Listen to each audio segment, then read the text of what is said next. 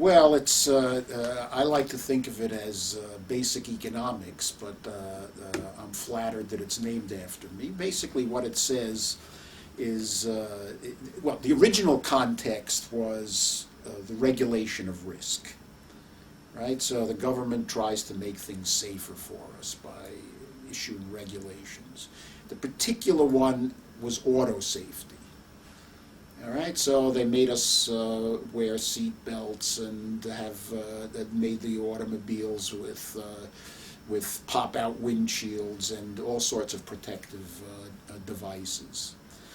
All right, so that's supposed to make us safer. However, if you think about it, what it really does is it makes the consequences of an accident less severe.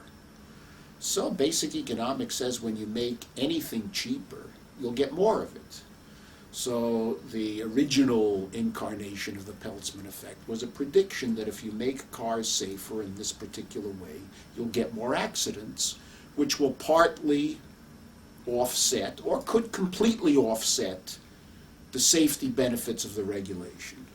Well, a long, long time ago now, 35 years ago, I actually went out and looked to see what the effect of the first generation of automobile safety devices was on not the first order effect, which was to make you more protected in an accident, but the global effect. Did more people survive at the road? Did the automobile death rate actually go down?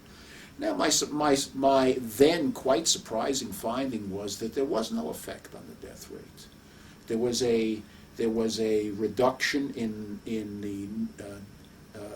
the probability that you would die in an accident, which is exactly what these devices were intended to do. It was, however, completely off. That benefit was completely offset by more accidents, and in particular more accidents that involved people who weren't in cars, where they weren't protected. So that was the origin of it. But it's a very general kind of story. If the government tries to regulate risk, there's going to be, or regulate anything for that matter, there's going to be an incentive created for behavior that offsets some part of what the government is trying to regulate. And it could be complete offset, it could be a partial offset, it could even be a more than complete offset. That's as far as the theory takes us. The rest of it is an empirical kind of investigation, such as the one I did into cars.